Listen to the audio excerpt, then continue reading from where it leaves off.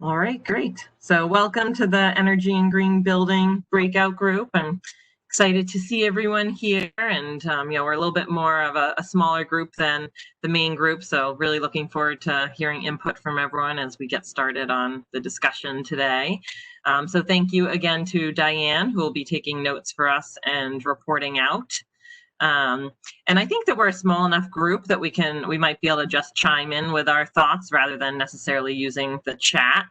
So we'll try it out that way. If that's not working, then we can use the chat. But for now, I think you can just chime in. So I did want to go around quickly and just do a round of introductions. So I'll just call on your name, and if you can just unmute yourself and say your name and your organization, that would be great. And I encourage anyone out there to use video so we can see people, but also fine if that's not working for you today. So I will just go ahead and call people and have you do quick introductions. So I'm Megan Curtis Murphy with the City of Issaquah. I work in the sustainability office here and been here about 6 years. Anne Newcomb. Thanks. Yeah, my name is Anne Newcomb. I guess I'm a concerned citizen. I'm involved with the Issaquah Alps and a few different environmental groups. Lately, I've been focused with the Northwest Energy Coalition on PSC's Integrative Resource Plan, their IRP. So just really concerned with reducing our greenhouse gases. Thanks. Great. If you guys could just go around actually and do, I need to troubleshoot something for a minute. So maybe Andrew, you can jump in quick and then just finish the introductions while I try to fix this. Hi, everyone. I'm Andrew Westenberg. I'm actually a recent graduate from Western Washington University. I got a BS in Energy Science and Technology. I'm just here because I contacted Megan a while ago about getting involved with sustainability work in the city. And yeah, I'm excited to see what comes out of this. I'm Sonya Auclair with Built Green. I'm the program manager of Built Green. This year we celebrated our 20,000th certification here in Western Washington. We actually certified the Z Home project as an Emerald Star. So we were involved in that project. Okay. Oh, hey, Megan, you're not on mute. Yes, perfect. And yeah, so I can should I send you the questions quick, the discussion questions? Okay, I'll send that to you now. All right, bye.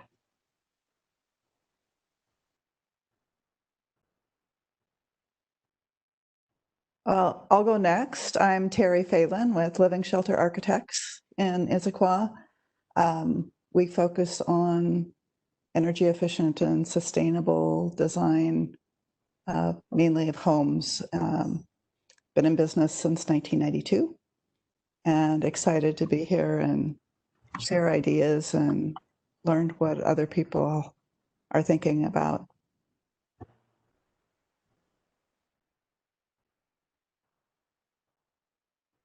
I'll go ahead and jump in. My name is David Hoffman. I am with Puget Sound Energy, and so we are very interested in this discussion and really look forward to making this as productive and helpful for everyone as possible. Thank you. And David, this is Diane. You're pretty quiet. We can't hear you very well, so just so you know that. Yeah. Okay, thank you. I will figure out my microphone issue. Okay, we'll remind you if it's not working. All right, thank you. All right, was that everyone? I'm Brandon Laritz. I work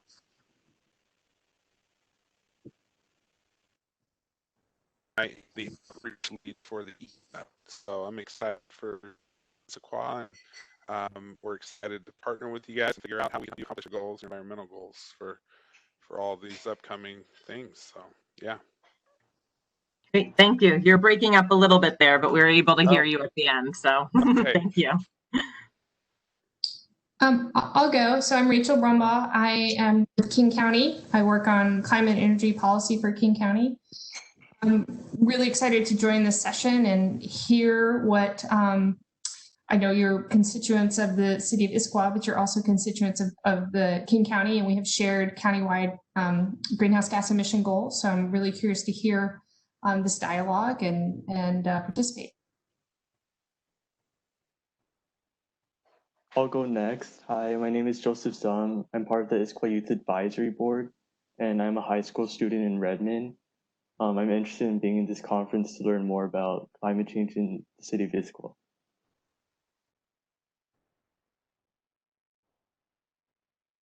Great. That may have been everyone. Is that correct? Hey, I'm just going to jump in. Hi, Mayor Mary Lou Polly. I'm going to kind of float between the different sections. It's hard to choose. And also just a quick thank you. This amazing cross-section of community members and agencies and students and everything is fantastic. So I'm just here to listen. Thank you. Hi, everyone. I'm Christy Triple. I work with Raleigh Properties. I've been here in Issaquah about 15 years. We have had the opportunity to build a LEED Gold office building just off of SR 900. And I believe we're also the first office building in Issaquah to use cross-laminated timber. So our 2005 Poplar building under construction. It's been really fun to see that go up. And I also live here in Issaquah. Great. Thank you for that round of introductions. You know, kind of where everyone's coming from. I stepped out for a minute. Mayor Polly, if you're looking for the transportation group, they are meeting in the main group rather than their own link. So just so you know that. And now we got all 4 groups up and running. So I will just jump in here so we can go ahead and start with the discussion questions. I'm really looking forward to kind of just hearing any general thoughts that you have as we get into them as well. You know, if there's anything that you want to say that you know, doesn't come out in the questions, feel free to jump in. But as I said, we will just go ahead and I think we can just kind of open it up for discussion for everyone rather than using the chat box in the beginning. So the first question that we have today, these were all included on the agenda that we had, are what are the 3 to 4 most important kinds of things for the city, residents, businesses to be doing in Issaquah to address climate change? So in the beginning, I'd kind of talked about an example of one thing that the city is working on with starting our environmental board, which can help advise on topics. So we really want to hear what are some other things that we city or businesses, residents should be doing to address climate change. Anyone that wants to start us off?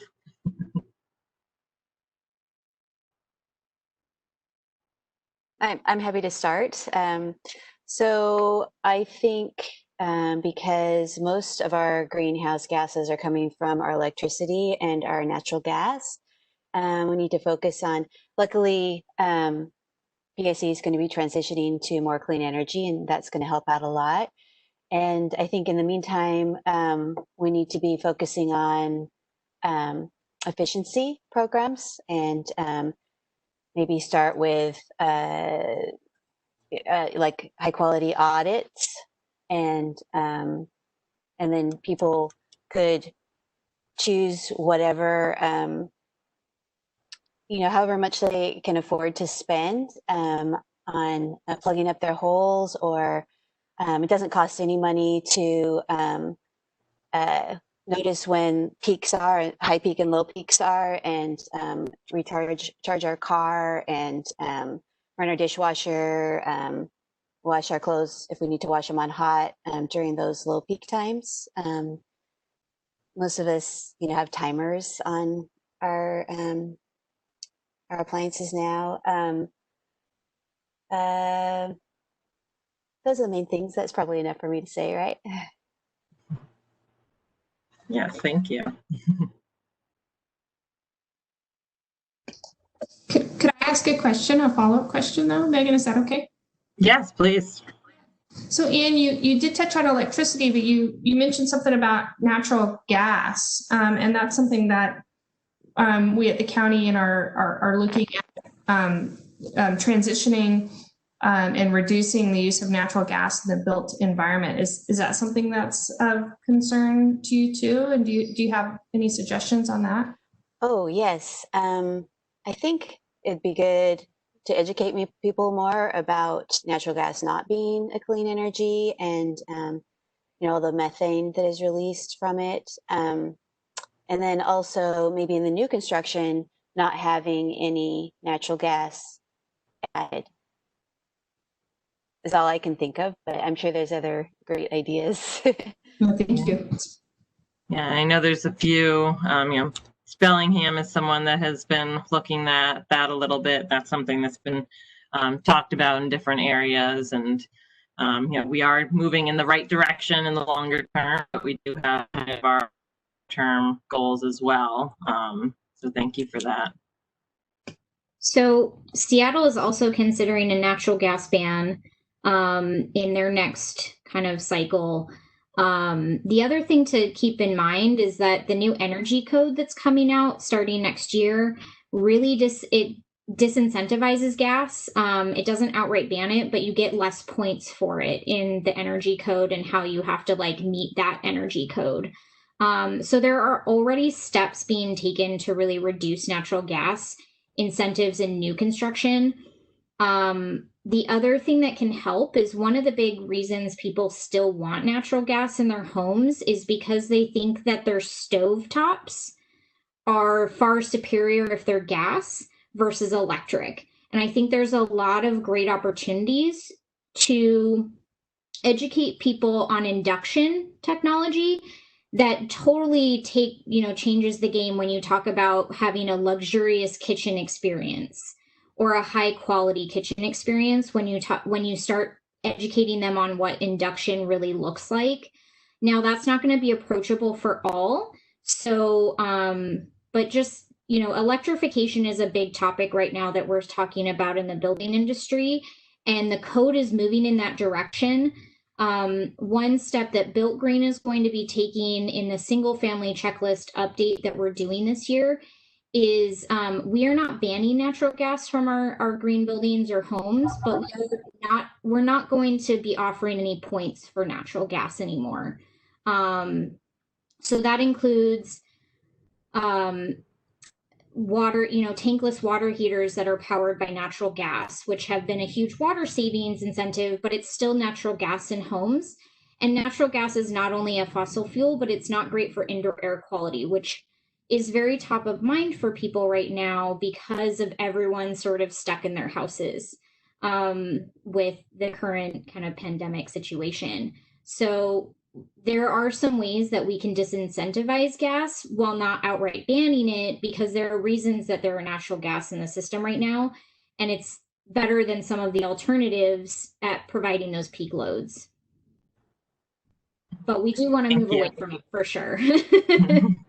Yeah, I think that's helpful to hear that, Built Green is starting to considering that. I heard some ideas about kind of education in there for the community about, ways that they can, maybe think about how they want to be using gas in their own home or not, particularly with the Built Green homes, not having that, incentivized on the checklist, I think is one way of doing that.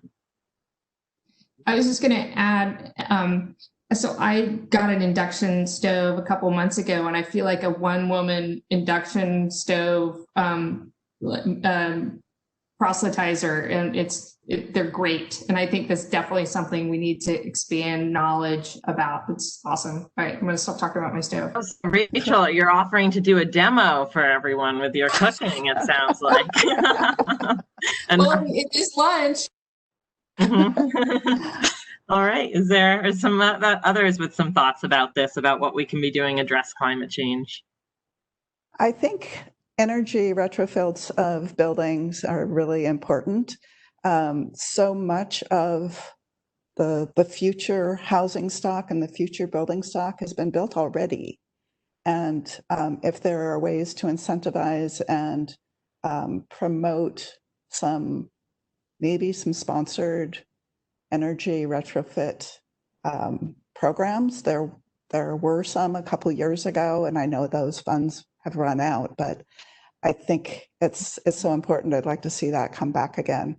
And then with that retrofit, getting people to install heat pump technology instead of furnace technology. So it's more of a point source of, you're not actually doing ducted heating and cooling in homes anymore. It's more direct from the compressor right into the space. So you can do specific space conditioning. I also have an induction stove from a remodel I did a couple of years ago, and I love it. Also, a Cookoff Demo will be doing that. I think there's also the education is a big piece. For so many years, gas was sold as a cleaner technology, a cleaner way to heat your home. And so a lot of people still have that in their minds.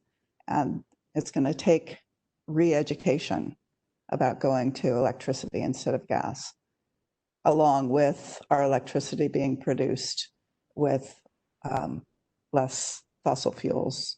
We can decouple with the coal burning plants in Montana. That would be really good. Yeah, great. So I'm hearing kind of using gas, but also doing a lot of education for the community, thinking about our existing building stock, because a lot of it has already been built. So that's some great thoughts there. I'm curious from Puget Sound Energy. I know you guys have some great incentive programs for kind of new construction, for encouraging technology and those sorts of things kind of on a whole building scale. Are there various opportunities for kind of existing buildings? Yeah, absolutely. And I was actually going to piggyback on the last comment about the awareness piece, because I honestly think that's the biggest part of this. Obviously, it's not having to do with whoever's in this group, because we're preaching to the choir here, but as growing as it is, the concept of conservation, it's still a relatively small number of people in the community that do practice it on a daily basis. And so the more that we can get the word out there, the more changes that can be happening inside of their homes and their daily routines that really add up to the big effect that it has on the area. And one more area that I was actually going to bring up outside of the obvious of the electric system, but focusing on the forestation. Issaquah has a beautiful green landscape, and the trees and the ecological system. We have a very resilient world if we're not abusing it, and if we arm it with the right tools, it can do a lot of work for us. And so I'd say preserving the forestry and planting and really developing those ecosystems. For instance, I was in Alaska for about 3 weeks just recently, and come to find out that majority of the oxygen we're breathing comes from actually the underwater plants that are under there. And so not necessarily the big Doug firs and cedars that are canvassing our landscape, but the stuff that's under the water. So it's really a holistic approach to taking care of all of our plant life and our natural resources for providing oxygen and reducing the carbons. But yeah, in terms of PSE, we do have a lot of rebates. We are pushing heavily on making everything more efficient. For the natural gas, we agree with you guys. We know it's not the best thing out there, but it's the best that we have right now. And so for all the people that have natural gas, we're trying to incentivize for them to upgrade all of their appliances to the most efficient water heaters and furnaces and insulation and things like that, because we recognize the less natural gas you use, and not only the cheaper your bill is, but the better it is for the environment. And with the new building, we are incentivizing and really trying to work with organizations to incentivize the green building initiative, so that we can get a lot more clean homes out there that are really reducing those greenhouse gases. So our energy efficiency program is vast and covers pretty much every aspect that you can imagine into more efficiency. David, did you have anything to add? Yeah, I was hoping you were going to jump in and share exactly what you did. So thank you, Brandon. Yeah, I do have a couple of things to add. First of all, thank you for the invite and for including us in this conversation. This is really exciting. As you can imagine, we're taking part in these conversations throughout all of Western Washington, where our service territory is. And I think the only thing I would add to this is just the caveat that as much as we are working as fast as we can to meet the CETA requirements, Clean Energy Transformation Act requirements, and that does call for a shutdown of the coal strip plant by, or at least getting coal strip out of our rates by 2025. That means we have to find a different source for electricity for our customers. And so we're working on siting those facilities, looking for facilities that are have been proposed, and we're working to make that happen right now. And we have been, for a number of years. But this really gave us the ability, CETA really gave us the ability to go out and seek out new resources in a way that we haven't in the past. And the caveat that I would add to the natural gas discussion is that as much as we're working on the transition away from coal right now, which is a significant portion of our electric production to our customers right now, and we're needing to replace that big piece of the pie by 2025, so in 5 short years. I love the words that have been used today, because if we start outright banning natural gas or requiring a switch over to all electricity, that only increases or raises that bar of difficulty for us to reach these goals, quite frankly, because if you think about it, the energy has to come from somewhere. So today, a lot of this energy is coming from natural gas directly at the burner tip in folks' homes. If it's switched away from that to electricity, that's great. Most of those folks will still be our customers unless you're in Seattle. But the challenge that we have is that just increases the load on our electric side, which then in turn means we need to build, frankly, more transmission lines. We need to build more electric generation facilities. And of course, the vast majority of those are going to be clean energy. They have to be clean energy. My concern would be in the short term, if we're looking at a number of jurisdictions that are outright banning or requiring fuel switching, then we have to get that power from somewhere. And today that would be from natural gas sources. So it would just mean that we switch from current use of natural gas at burner tips, where it is arguably the most efficient, to building more short-term natural gas plants. So that's part of the conversation that's going on at PSC right now. But we want to do whatever we can to be a good partner in this and help again the city and the county reach your goals, and frankly reach them way faster than 2050. So that's our goal, is to get there faster. So thank you. Yeah, I know we've done a lot of partnership efforts in the past, and getting Green Direct up and running was a great effort that the county was involved in helping out with as well. So that's great. Absolutely.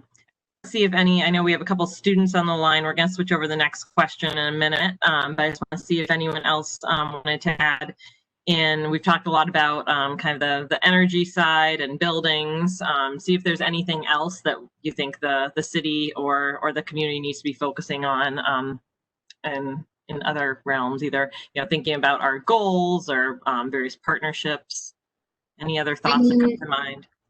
So I have two sides. One is the consumer side, which is the benchmarking question, or just having informed consumers when they're purchasing a house, renting a house, renting office space, commercial space, all of your buildings. So knowing what that building consumes or has, the embodied carbon of that building, what went into building that building, really should be seen as part of the appraisal process and part of the value of that building.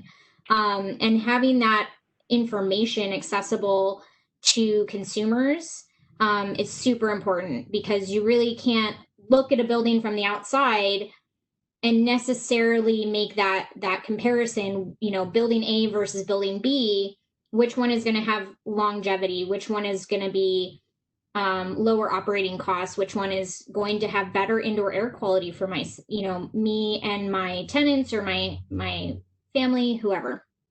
So that's sort of the consumer side. The other side that really needs to be focused on is the larger picture of the actual building community, not necessarily consumers, because there's a lot of argument to really put the shoulder of the brunt of the work on consumers to make their individual, you know, contributions, when really the majority of all of the impact is before it even gets to the consumer level. It's the infrastructure, it's the buildings, it's what that contractor chooses to use, what that architect chooses to specify, what that city approves on a permit. So that all of those decisions gets before the, you know, before the consumer may even be involved. So, you know, Built Green, we have an incentive structure through the certifications that not only allows for benchmarking, but also, you know, categorically, you know, tells the consumer what went into this building. And it also helps the building community because it's very clear to allow them to analyze what they're doing and what they should be doing, and get incentives for that. And that's where a lot of the city incentives using a green building certification can really get measurable targets and a very specific kind of pathway for their builders who operate in their cities to really kind of utilize. Whether that's Built Green, LEED for commercial applications, or Living Building Challenge, they all provide some sort of verifiable benchmarking. And even a basic HERS score per building is better than not knowing. And so I think, you know, part of it should be consumer outreach and education to understand what those certifications and those ratings mean. But the other part needs to be really informed on the business side of getting those policies or practices and incentives in. See, it looks like you might have cut out there for a minute. I totally agree with everything Sonya was saying. Can I add one more thing to this question? Yes, and we'll go to the next one. Okay, sounds good. I'd like so, to. Cool. We're saving a lot, so less people are driving because we've realized that working from home and having meetings like this from home are really successful. So I would like to see businesses continue to encourage people to work from home that can, like King County has, and I imagine Microsoft will, to keep the cars off the road. Great. And Christy? So I wanted to build a little bit on what Sonya was sharing. I think there's a lot of opportunity that you can bring through new development or small tweaks, retrofits of existing properties. But one of the things that we found is you can deliver a LEED Gold building and a business might be excited to be in that space. However, its workforce has really specific requirements or expectations around temperature control or lighting requirements or safety aspects. And so the consumer education is really important.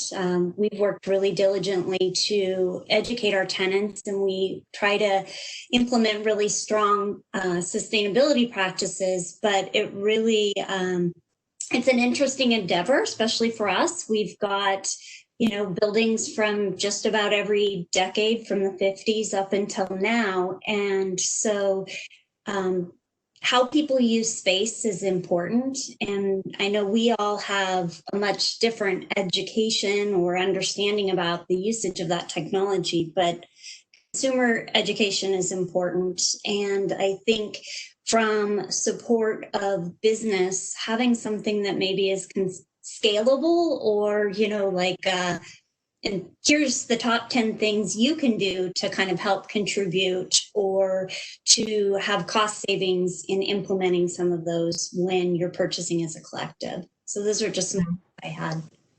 Great, thank you. So I'm going to move to the next question in our last 5 minutes. And it's fine that we don't get to the third one because I think we've started hitting on a good amount of kind of the collaboration opportunities that we can have with the partners on the phone.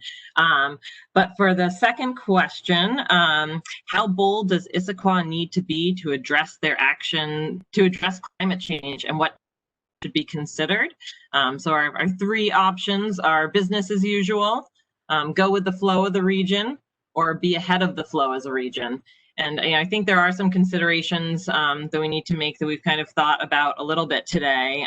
But if we're kind of requiring new things of buildings, it might impact economic development. It might increase the cost to build in Issaquah. Or if we're looking at trying to reduce the transportation, our average VMT in the city is 23 miles.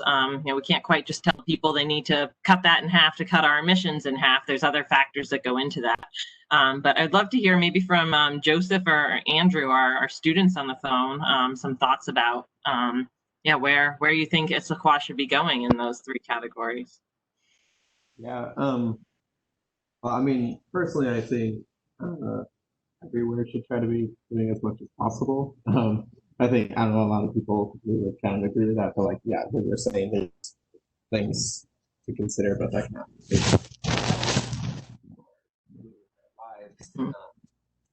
you're fading out a little bit. Oh, sorry. Can you hear me? Yes. Okay. Yeah. I think at the very least, I don't think we should continue with business as usual. But, I think we should do at least that second step, because I think business as usual has gotten us to the point where we need to be talking about this. The business as usual for the last 30 years has gotten us to the point where now we only have 10 years to make real impacts, change things,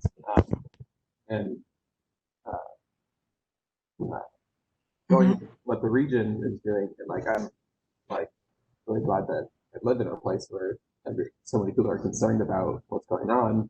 I think having a mindset of doing as much as possible will push the whole region as a whole also. Because if we say, let's do what the whole region is doing, well then I feel like it can kind of get stagnant, or I don't know if that's the right word, but I think if each city is pushing each other to go more and more, then there's new ideas and technologies that pop up faster. Yeah. So as we're working together, we can bring all the cities along. And how about you, Joseph? What are you hearing in your realm? I think that it's pretty important that Issaquah becomes a regional leader in sort of saving energy and changing towards zero emissions.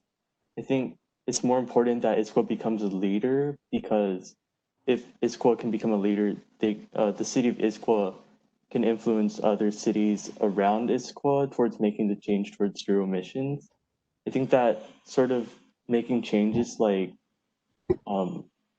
there's somebody loud outside my room, but making changes towards cutting energy and infrastructure, rather small changes like changing towards LED lighting or buying energy from more sustainable companies. I think that those changes are pretty vital towards cutting emissions, but also educating schools and changing the education system towards teaching people and other students why it's important to cut carbon emission. That's really important too. So I think that making those changes and becoming a regional leader is really, really vital.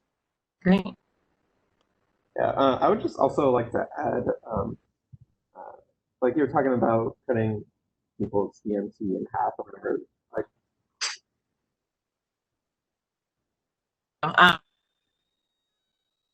We need to join the main meeting.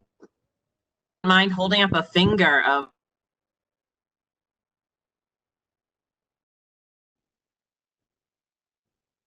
1 is businesses, B is region, and 3 is be ahead region. So you want to hold up there.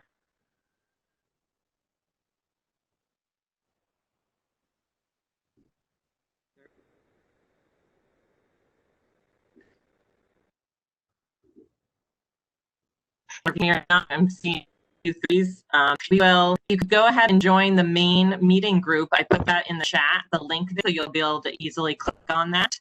If you go ahead and do that now, and I will see you there.